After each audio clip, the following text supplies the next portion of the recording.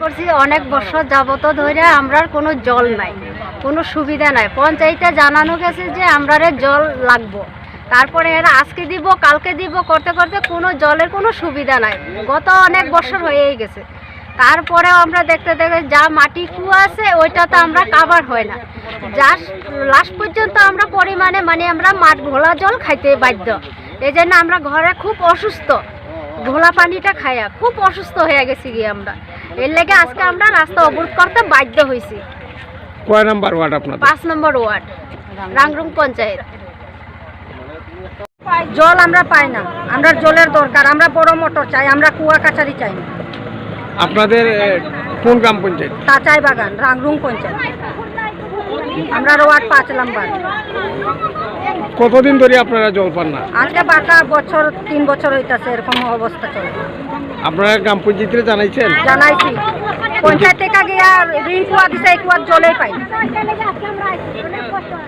আজকে আপনারা কি করছেন? আমরা আজকে জলের লাগিয়া হরতাল করতে রাস্তা অবরোধ করছেন? কয়টা থেকে আপনারা বইছেন? 10টার সময়। এখন প্রশাসনের আধিকারিকরা কি কইছেন? হ্যাঁ, এখন তারা কি কইছেন আপনারা? আমরা কইছে জলের ব্যবস্থা করে যাচ্ছে, ডেইলি 2 গাড়ি জল দেবো। আমরা জল চাই না, আমরা সাপ্লাই চাই বড় মোটর গাড়ি দিয়ে জল দিলে আমরা হয় না। রাস্তা অবরোধে তো তারা বইছে, হঠাৎ করে কোনো ইনফরমেশন আমরা দিচ্ছে না। হ্যাঁ, তারপরে ওইখানে কন্টিনিউ জল পাঠানো হয়, হয়তো জলের এখানে ক্রাইসিস আছে বা গাড়ি আরও 1-2টা লাগে, কিন্তু হুট করে তারা রাস্তা অবরোধ করছে। তখন আমরা তার সাথে তো কথা কইলাম, তো মানছে, তারা মান্য নিয়েছে। আপাতত গাড়ি দিয়ে আমরা তারা প্রয়োজন মতো জল দিয়া দিব।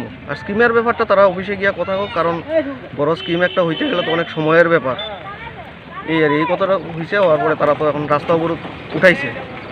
তো রাংরুঙ্গে তো আপনার একটা প্রজেক্ট রয়ে গেছে আপনাদের, এটাতেই কি কাভার হয় না রাংরুং গ্রাম পঞ্চায়েত পুরাটা? এটা টিলা এরিয়া তো, হ্যাঁ, হিল এরিয়া দেখা সব জায়গাটা কাভার হইতেছে না, জলের প্রেশারে কাভার হয় না।